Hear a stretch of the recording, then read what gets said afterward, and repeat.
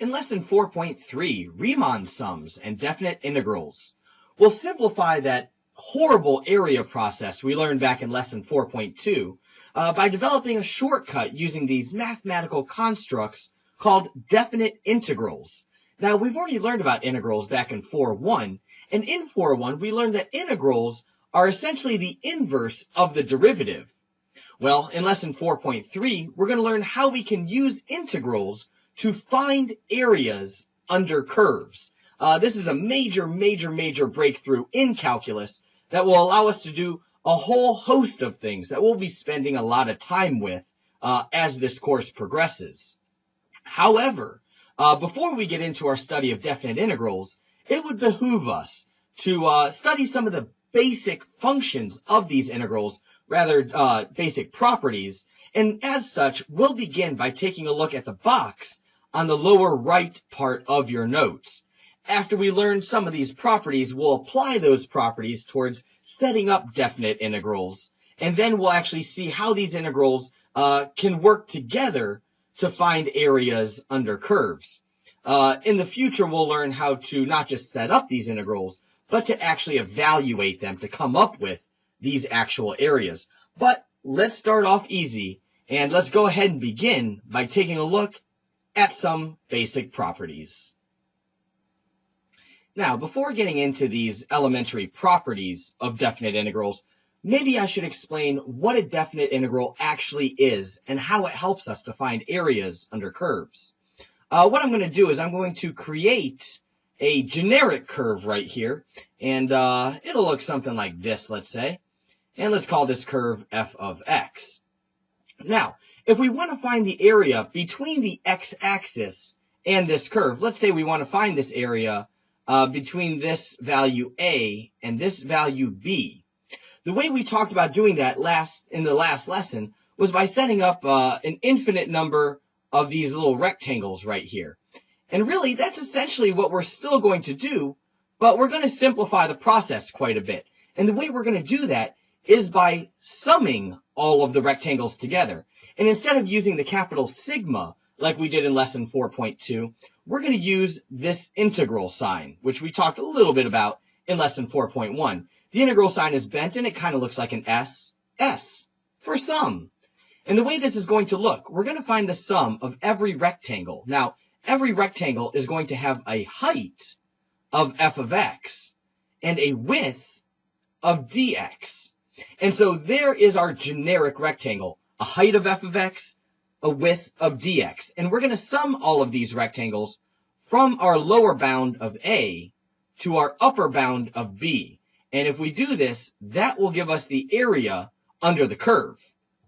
So now that we've covered that, and you might want to rewind and listen to that again just to make sure you got it, but if you do have it, let's take a look at these properties. All of them should make sense. So this very first one, we're going to find the area under the curve f of x. Again, each rectangle will have a height of f of x and a width of dx. And in this first one, we're going to find the area from a value a up to the same value a. So what's the width of a rectangle that goes from a to a? Well, clearly that has a width of 0, and therefore the area is also going to be 0. Be on the lookout for that. That's one way the AP test writers might try to trick you by having you evaluate an integral from some value to itself. There's no area there, and so the area is 0.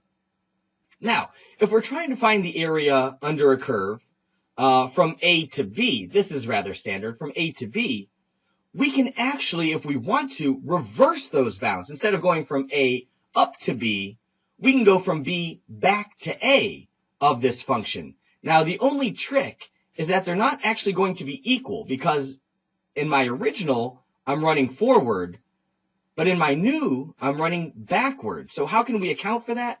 Well, we can simply stick a negative out front. So the integral from A to B is equal to the negative value of that integral from B to A. And there you go. This might be useful, for example, if we have an area that's underneath the x-axis. That area is going to end up being negative, and that's not a very common thing to happen, to have a negative area. And so what we can do is just reverse the bounds and go from B to A, and that forces that area to be positive now. So we'll see an example of that when we get to our examples. Here we have the integral of some function f of x from a to b, plus the integral of the same exact function from b to c. Is there any way to simplify this? Well, just think about this. If I'm going from a to b and then b to c, this is actually equal to the integral just from a to c of f of x dx. And so essentially what we're saying is if we're working with the same function, we can stick those two integrals together as one giant integral. Or rather, if we need to for some reason, we can take that giant integral and split it into a bunch of smaller integrals, as long as we're not missing any area there. If we're going from a to c, we can split that to go from a to b and then b to c. So these properties are bidirectional. Now let's take a look at this next one. Here we have a constant multiplier, which we'll call k. The great thing is when we have a constant multiplier, just like with limits, we can pull that constant out front and evaluate the rest of the integral as normal. So if we do this, we'll evaluate the integral and then we'll multiply that constant back in, and it won't make any difference, except it might be a little bit easier that way. And finally, if we're doing the integral from a to b of the addition or subtraction of two functions, we can just split those functions up. We can find the integral from a to b of f of x dx, and then add or subtract, as the problem states, the integral from a to b of g of x dx. So that's a way that we can split the sum or difference of two functions within the integral. So with those elementary properties, now let's go ahead and take a look at some examples. In example A and B, we're simply going to set up the integral. We're not going to worry about evaluating it just yet, but let's see how setting it up goes. Let's try example A.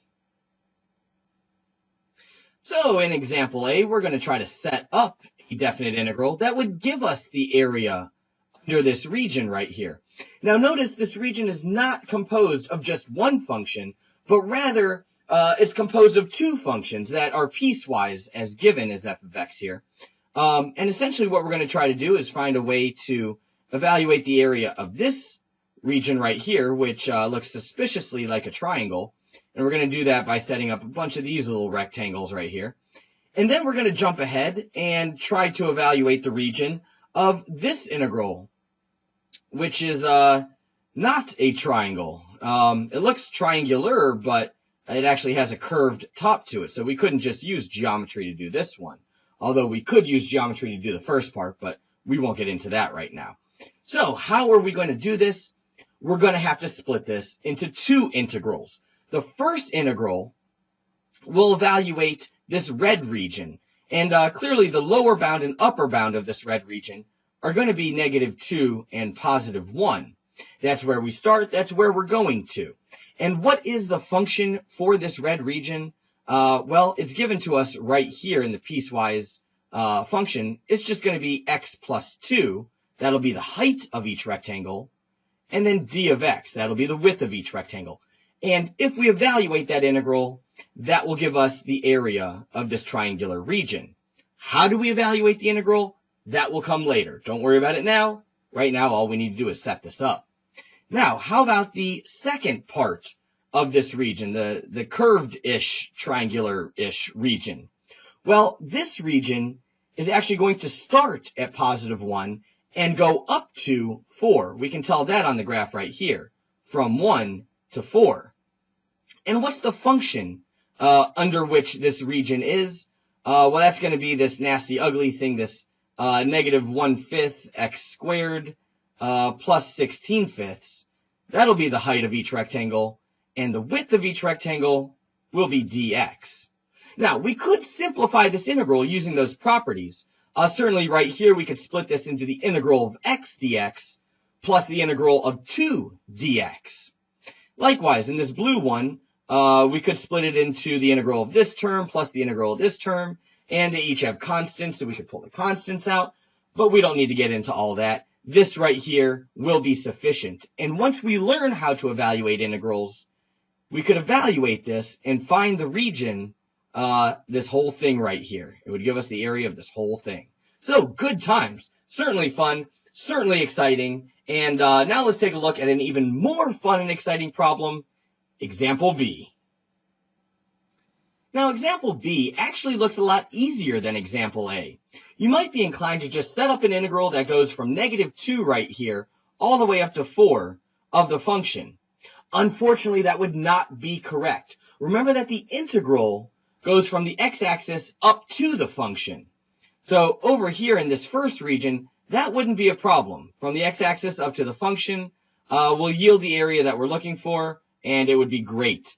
Unfortunately, for this second region right here, it would actually evaluate this area to be negative. And that would really screw us up because we're not looking for negative areas. In fact, because the first region and second region are pretty much the same, if we evaluated an integral from the beginning to end of this curve, it would actually just end up equaling 0. This positive area and this negative area would cancel each other out.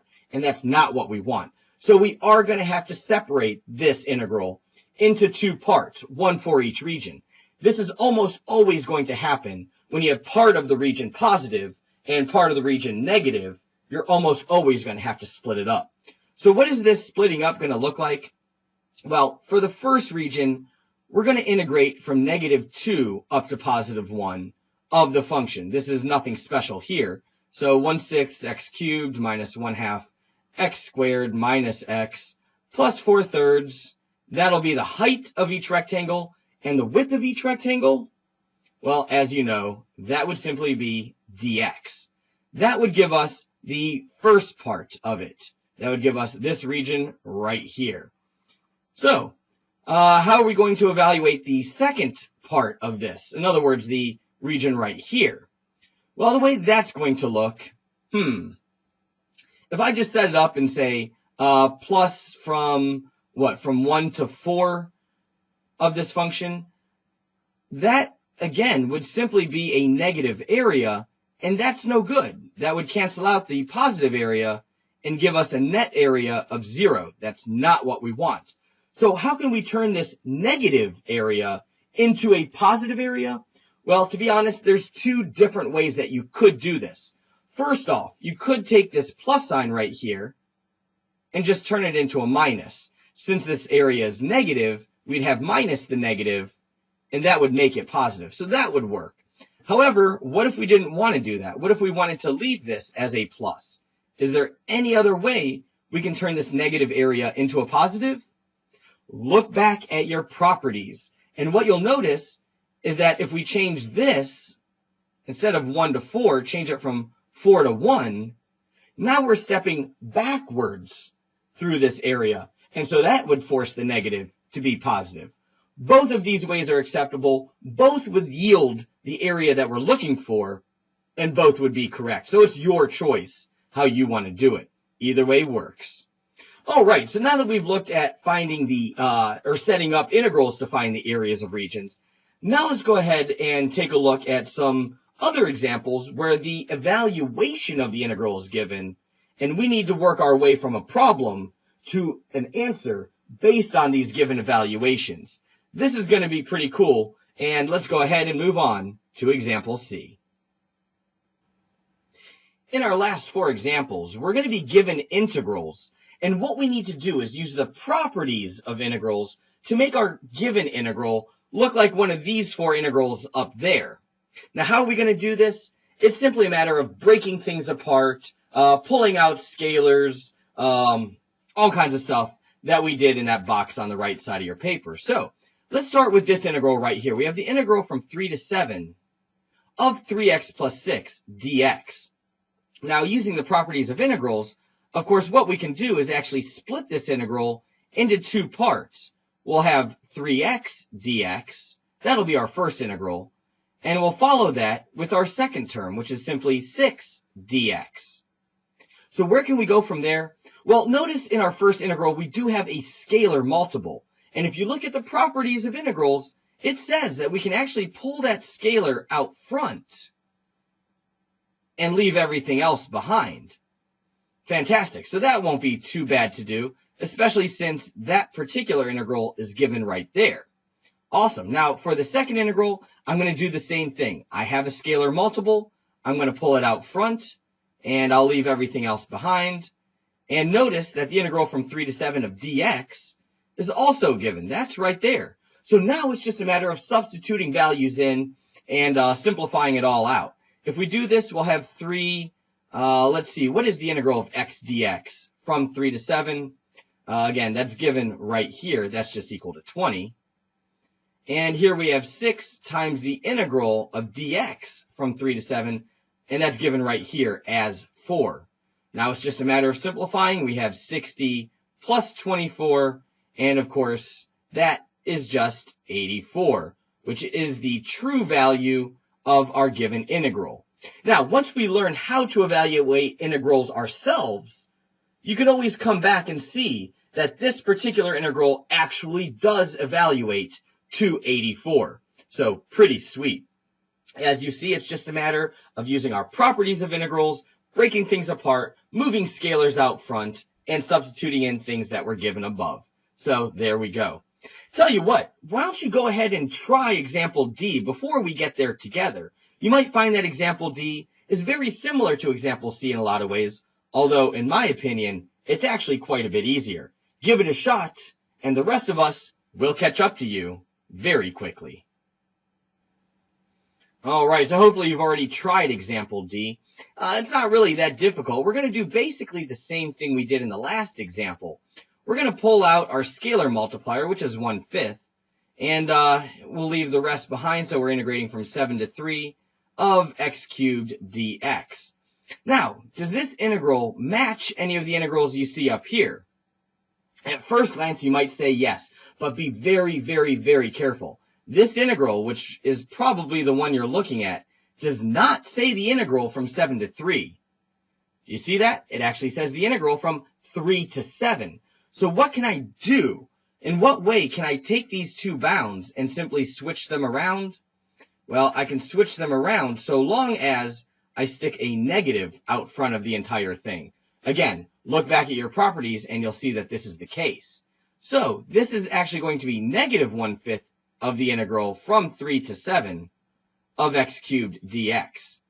Now at this point, it really is just a matter of plugging in. We have negative 1/5. The integral from 3 to 7 of x cubed, that's the one that's given right here. That's 580. And if we work that out, of course, we're just going to get negative 116. And that is the correct answer for this integral. It wasn't that difficult, but again, we've talked about these properties. You can pull a scalar multiplier out, which we did here. We can break an integral up like we did in the last example. We can flip the bounds on an integral. That was necessary on this one. And in example E, we're going to take a look at one of our other properties. You give it a shot first. We'll catch up. So example E is actually more of a conceptual example than an arithmetic example. You might have had some problems with it, perhaps, but let's see how this would actually look. Clearly, I have a scalar multiple, so I can pull that out, and I'll have 2 times the integral from 3 to 3 of x dx. That might upset you a little bit. None of our 4 given evaluations look like what we have here. The integral from 3 to 3 of x dx. If we go back to our properties, that should look familiar to you. If we're integrating from a value to itself, how much area is there going to be between 3 and 3 of whatever function? And you should say to yourself, well, there's not going to be any area at all. And so no matter what my scalar multiplier is, there's simply going to be no area if I'm going from 3 to itself. And so our answer is 0. And that's why it didn't need to match any of those 4 evaluations up above, because our properties tell us that this integral is in fact 0. So let's take a look at one more example just to make sure we have all of this under control. Here is example F. So here in our last example, we're going to find the integral of 2x dx from 3 to 11. And if you look at this, the first thing you should notice is that we do in fact have a scalar. So let's go ahead and pull that out front. Now we're left with 2 times the integral from 3 to 11 of x dx. Do we know the integral from 3 to 11 of x dx? Is that one of our 4 given evaluations? And clearly it's not. But if we go back to our properties of integrals, what you'll notice is that we can actually split this integral. And the way we're going to split it is at 7, in fact. So we're going to go from 3 to 7 of x dx. Why 3 to 7? Well, quite simply because that's one of them that's given to us. And then we better include the remainder of this region, which will go from 7 to 11 of x dx. And again, that is also one that is given to us right there. So this is fortunate. If we go ahead and start plugging in some numbers, the evaluation of the integral of x dx from 3 to 7, that's given right here as 20. No problem there. And then the integral of x dx from 7 to 11, that's also given to us. That's right there. And that is 36. So from here, it's nothing more than just arithmetic. 2 times 56 will, of course, give us 112. So that's how we break down integrals into pieces that we already know. Now, I don't expect you to remember these 4 evaluations that are given here, but a lot of times you'll be given an evaluation that even at the end of this course, you wouldn't be able to get on your own some way or another. And so you will be required to know these properties and how to break these integrals down into bite-sized pieces that all of us can handle. That's how it's done. And so, here in lesson 4.3, we haven't covered too much, but it is very, very, very important stuff that we have covered. We started by talking about the fact that a definite integral simply gives us the area between the x-axis and a curve from the lower bound to the upper bound. After that, we took a look at some properties of integrals. These are very important properties. You do need to know them, but trust me, after enough practice, they will all be common sense. You will have no issue with them at all. After we looked at those properties, we had some practice setting up definite integrals to find the areas of some given regions. And remember that if a curve dips below the x-axis, that area is considered negative, and we need to deal with it in such a way to make it positive if that's what the question is asking for. If we evaluate that integral, we will get a negative evaluation. Sometimes that's good, sometimes that's bad. It's all about context. Context, context, context. Be very careful. After we did that, we used those properties of integrals to, as we just said, break down sometimes difficult integrals into pieces that we know. And in problems like this, at this stage in the course, you'll always be given some information to go on. You just need to match the integral you're given to that information so that you can do a complete evaluation of that big integral.